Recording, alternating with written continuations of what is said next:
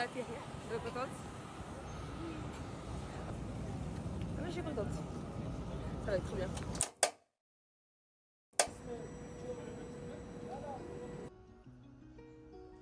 Pendant que nous avons découvert la ville de Lecce, ce qui m'a accompagnée pendant tout ce voyage, c'est un verset particulier qui m'a parlé, qui m'a fait comprendre que peu importe les choses qui se passent, il faut continuer à persévérer.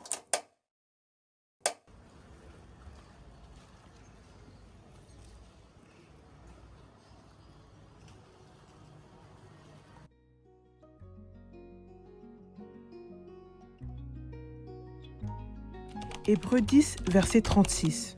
Car vous avez besoin de persévérance, afin qu'après avoir accompli la volonté de Dieu, vous obteniez ce qui vous est promis. Pour moi, la persévérance, ce n'est pas que tenir bon quand tout va mal, mais c'est de faire confiance à Dieu, même quand tout est flou. Avoir confiance en Dieu, en ce qu'il a dit pour ta vie, pour ta destinée et pour celle que tu es ou que tu es aujourd'hui.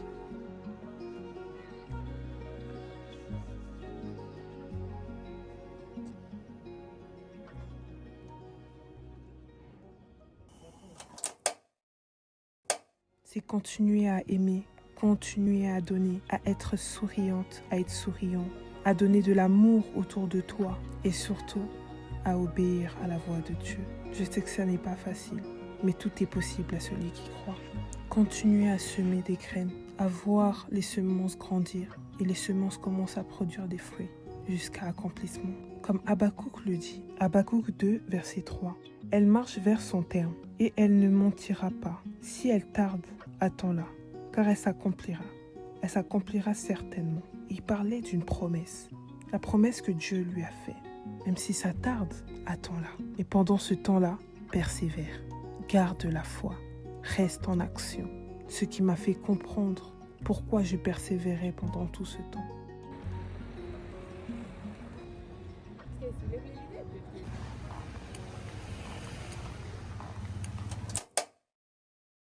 La persévérance, ce n'est pas facile. Mais pour que ce soit facile, aie confiance en lui. Malgré les circonstances de la vie, nous sommes humains. Mais le Père qu'on sert est en esprit. Qu'on ne se hâte pas à avoir une récompense, mais qu'on s'attend à Dieu. Oui, la récompense sera là après ta persévérance. Mais toi, focalise-toi sur les projets de Dieu pour ta vie. Quand tu persévères, tu t'attends pas à quelque chose après. Si tu t'attends, tu vas être impatient de recevoir cela et tu vas perdre patience. Mais si tu te hâtes pas et tu te concentres sur ce que tu dois faire, tu verras que même au moment où tu comprendras que tu as persévéré et que ces choses se sont accomplies.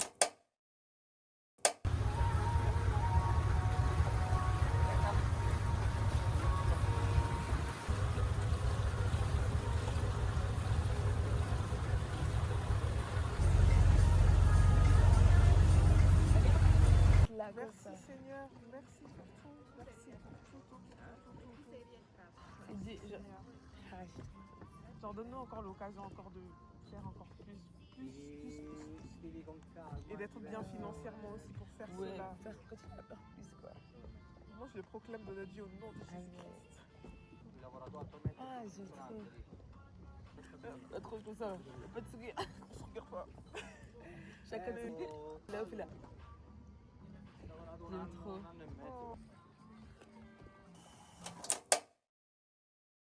Tu seras surpris et surprise de voir comment Dieu peut te ramener à un point A, à un point Z. Alors, déjà, on vient de sortir. Là, on est en train de visiter et sincèrement, Gallipoli, je suis toujours choquée en fait, comment c'est beau, l'architecture, la manière dont les gens vivent ici. Vraiment, j'aime trop. Je vais être transparente avec vous. Parfois, j'ai douté, j'étais fatiguée, j'arrivais plus, je voulais abandonner. Mais Dieu m'a toujours remis au point de départ. Mais je sentais une paix énorme au-dedans de moi qui me disait persévère, Ne t'arrête pas. C'est pas le moment de s'arrêter. Je voulais vraiment m'arrêter. J'étais fatiguée. Je me disais, mais pourquoi en fait continuer? Mais au fond de moi, il y a quelque chose qui me poussait, qui me disait pas maintenant. Tu es trop proche du but. À ce moment-là, je me suis dit, non, je ne lâche pas, que je persévère. Au moment où j'ai pris la décision, il y a beaucoup de portes, d'ouverture qui s'est faite. J'ai même oublié ce mot qui était dans ma tête d'abandonner. Et c'est là que j'ai dit, mais si l'Esprit de Dieu ne te parle pas, ne souffle pas dans ton oreille pour que tu comprennes, tu ne seras jamais guidé. Quand on dit que le spirituel a vraiment un impact sur le physique, tu dois savoir dissocier cela afin d'écouter la voix de Dieu et savoir quand ta pensée te parle ou quand c'est Dieu qui te parle.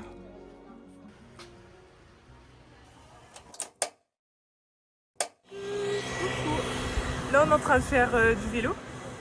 Du coup, on est à côté de la plage. Je vous montre et puis je vous donne mon avis aussi par rapport au paysage et tout.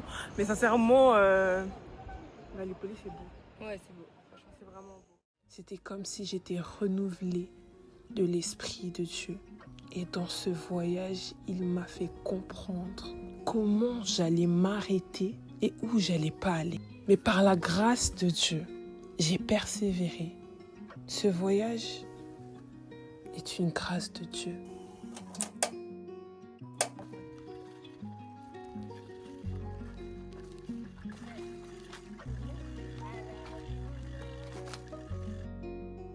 Quand on monte dans l'avion, on pense que tout le monde peut y aller, voyager, tout ça. Mais moi et Carla, on s'est regardés. Pendant ce voyage, on faisait que dire ce mot. Est-ce que vraiment je mérite cette grâce-là? Non. Et on faisait que le remercier. Et avant de partir, j'avais tellement envie d'évangéliser. J'ai fait un petit papier avec Carla en écrivant 2 versets à la personne qui nous servait à manger, que ce soit pendant le petit déjeuner ou pendant le repas. Et on s'est rendu compte que vraiment, Dieu est tellement amour. Il est paix, il est joie, il est abondance. Mais c'est à nous de persévérer. J'ai compris qu'il y a la part de Dieu, mais il y a la part de l'homme aussi. Dieu peut faire, mais toi aussi tu dois faire ta part. Toi aussi tu dois prendre une décision pour ta vie. Car si tu ne prends pas de décision, Dieu ne va jamais prendre une décision à ta place. Alors persévère, ne lâche rien. On y va ?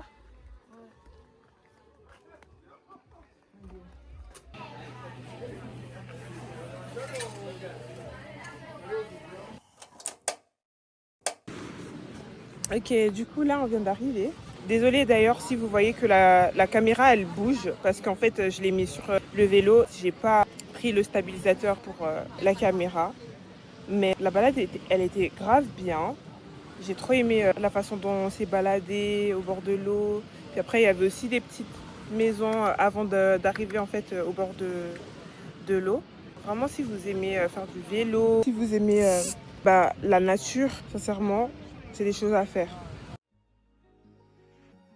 Agis bien avec ton prochain. Continue à faire ce que tu es en train de faire. Si tu oses pas aussi, commence à oser. Lance-toi. C'est ce message que je voulais faire passer dans ce voyage. Merci à vous d'avoir regardé cette vidéo. Abonnez-vous, likez et on se retrouve pour une nouvelle vidéo.